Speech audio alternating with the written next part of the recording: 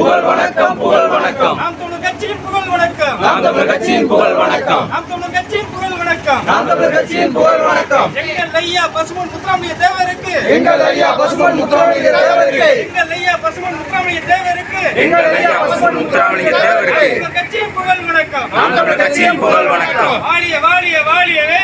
வாழிய வாழிய வாழியவே. வாழிய வாழிய வாழியவே.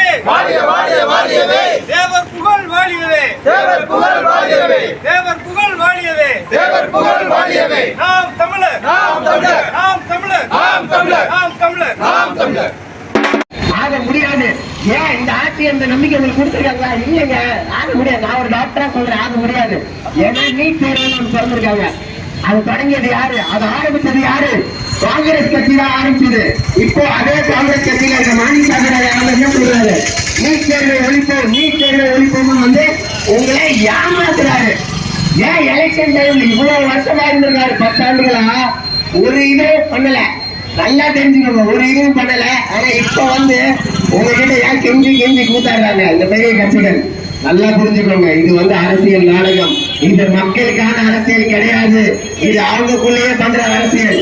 இது வந்து அவங்க யாரு காசு நல்லா கொடுக்கலான்னு யோசிச்சு சண்டை போடுற ஒரு அரசியல் தான் இது திராவிட கட்சிகள் உள்ளது. இப்ப நீங்க எல்லாருமே பார்த்திருப்பீங்க, ஊடகத்துல வந்து எனக்கு தமிழ் தெரியாது தமிழ் தெரியாதுன்னு சொல்லியிருப்பாங்க. ஏங்க உங்க கண்ணு முன்னாடி வந்து இவ்வளவு பேசுறது, இதெல்லாம் நீங்க யாராவது பாத்தீங்களா? யோசிச்சு பாருங்க. சன் டிவி சொன்னா, ஜெயா டிவி சொன்னா, சன் டிவி யாரு? திமுக காரங்க. ஜெயா டிவி யாரு? அதிமுக காரங்க. இது ஊடகம் எல்லாமே போய் இன்னொரு 4 நாளைக்கு ஊடகங்களை தூக்கி குற்றம் போட்டு தயவு செய்து யாரு மக்களுக்காக வந்து போராடுறாங்க, இங்க உள்ள பிரச்சனைகளை பத்தி பேசுறாங்க, அவங்களுக்கு வாக்களிங்கள். உங்க தலைமுறையினாலும் உங்க அடுத்த தலைமுறைகளுக்கு வாழ்வழிங்கள். நான் தயவு செய்து சொல்கிறேன். மழை சின்னம் ஒளி வாங்கி சொல்லுங்க. நான் இன்னொரு சொல்றேன், இந்த ஊர்ல வந்து நம்ம கவர்மெண்டே வந்து ஒரு சிமெண்ட் ஃபேக்டரி கட்டியிருக்காங்க. ஆனா நீங்களே உங்களுக்கே தெரியும், அந்த சிமெண்ட் ஃபேக்டரியில வேலை பார்க்கிற மக்களும் நம்ம மக்கள் இல்ல. அதே மாதிரி அந்த சிமெண்ட் ஃபேக்டரி டெவலப் பண்ணா 5000 பேருக்கு இங்க வந்து வேலை வாய்ப்புகள் கிடைக்கும். இங்க வந்து என்கிட்ட காசு கேட்டு இருந்தாங்களா, அவங்களுக்கு நான் வேலை வாய்ப்பு வாங்கி தரேன். அதை பண்ணி தரேன். 1000 ரூபாய் ஒரு நாளைக்கு எவ்வளவு சொல்லுங்க, ஒரு மாசத்துக்கு அவங்க சம்பளம் வாங்கி கொடுப்பேன். அதை பண்ணி தரேன்ப்பா. மக்களே நன்றாக சிந்தித்துக் கொள்ளுங்க. இந்த மாதிரி நீங்க கடமை கட்டாயம் இல்ல, நீங்க நிக்க கூடாது. அதுக்காக நான் போடுபடுவேன். நான் இப்போ வந்து ஒரு டாக்டர் MBBS முடிச்சுட்டு எனக்கு 23 ஜூன் 23 எனக்கு எக்ஸாம் இருக்கு, மேல் படிப்பு எக்ஸாம். அதை தூக்கி போட்டுட்டு அண்ணன் சீமான் சொன்ன ஒரே காரணத்துக்காக மக்களுக்காக வந்து இப்படி போராடுறேன். அதே மாதிரி என் உறவுகள் அனைவருமே அவங்க வேலையை விட்டுட்டு, ஒருத்தர் ஆர்மியில் இமாச்சல் வந்தாரு, அவர் அதை போட்டு வந்திருக்காரு நம்ம கூட நிக்கிறதுக்கு. இன்னொருத்தர் இங்க வேலை பார்க்கிறவர் அவரோட வேலை பிசினஸ் வீட்டுக்கு வந்திருக்காரு. இதெல்லாம் நல்லா புரிஞ்சு கொள்ளுங்க. எந்த கட்சியாவது இந்த மாதிரி வச்சிருக்காங்களா? அவங்க வெயில நின்று பேசுறோம். இதே மாதிரி நீங்களே சொல்லுங்க, நம்ம சிட்டி காரிகளை வந்து நீங்க வெயில பேசுவாங்களா? உங்களுக்கே பார்த்திருப்பீங்க, நீங்களே நியூஸ் எல்லாம் பார்த்திருப்பீங்க. அவன் வரவே மாட்டார். அதே நாங்க வெயில நின்று வேர்ல சிந்தி பேசுறோம். காசு கொடுத்து கூட்டாங்க நிழல் நின்றுட்டு இருக்கோம். நீங்களே பாருங்க, நல்லா பார்த்திருப்பீங்க. தயவு செய்து மைக் சின்னம் ஒளிவாகி சின்னத்துக்கு ஒரு தடவை வாக்களிங்கள். நகர மக்கள் நிறைய பேர் மாறிட்டாங்க, படித்தவங்க எல்லாரும் மாறிட்டாங்க. நமக்குதான் வாக்களிப்பேன் உறுதியாக சொல்றாங்க. நீங்க ஒரு வாக்கும், மக்களுக்கு ஒரு வாக்கும் மதிப்பு கூறிய ஒரு ஆயுதம், அது ஒரு சக்தி வாய்ந்த ஆயுதம். அதை வந்து உங்களை ஏமாற்றி இந்த திராவிட கட்சிகளும் அதன் கூட்டணி கட்சிகளும் கேட்டு காசு கொடுத்து ஏமாற்றி வாங்கிடுவாங்க. அப்படி கொடுத்தீங்கன்னா நான் அதை மறுபடியும் சொல்றேன், நீங்க கஷ்டப்பட்டுட்டீங்க. தயவு செய்து உங்க குழந்தைகளை இதே நிலைமைக்கு கொண்டு வர்றதுக்கு விரும்பாதீங்க. அதுக்கு ஒரு மாற்று அரசியலை கொண்டு வாங்க. இன்னொரு சொல்றேன், எங்க கட்சியில வந்து மாற்று அரசியல் அடிப்படை அண்ணன் சீமான் வந்து சொல்றாரு, அடிப்படை அமைப்பு அரசியல் மாற்றம் அப்படின்றாரு. அடிப்படை அமைப்புனா என்ன? சுத்தமான இலவசமான குடிநீர் கொண்டு வருது, சரியான சமமான தரமான கல்வித்துறை, மருத்துவத்துறை, இது எல்லாத்தையும் கொண்டு வருது அடிப்படை அமைப்பு. அரசியல் மாற்றம் என்ன கேட்டீங்களா? நான் சொல்றேன் பாருங்க, நம்ம விருதுநகர் நாடாளுமன்ற தொகுதியில 6 சட்டமன்ற தொகுதி இருக்கு. அந்த 6 சட்டமன்ற தொகுதியிலே நான் ஒரே நாடாளுமன்ற அலுவலகத்தை தொடர்ந்து நம்ம மக்களுக்காக நம்ம மக்களோட பிரச்சனைகள் அனைத்தையும் பேசுற மாதிரி கொண்டு வருவேன்.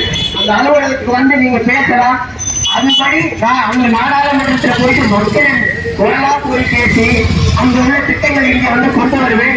அதுவுமே ஏதாவது உங்களுக்கு பிரச்சனை இருந்துச்சு அந்த திட்டத்துல நீங்க அந்த அலுவலகம் வந்து நீங்க என்கிட்ட சொல்லலாம், குரல் கொடுக்கலாம். எனக்கு இந்த பிரச்சனை இருக்கு, இந்த ஊர்ல அந்த பிரச்சனை இருக்கு, இந்த திட்டம் போட்டீங்க, இப்படி இருக்கு, இப்படி நடந்துட்டு இருக்கு, இது சரியா நடக்கலாம், இதெல்லாம் கமிஷன் நடக்குது, கலெக்ஷன் நடக்குது, நீங்க இதை மாற்றணும் அப்படின்னீங்கன்னா நான் அதுக்கு ஏற்பாடு பண்ணி உங்களுக்கு முக்கியத்துவம் தருவேன்.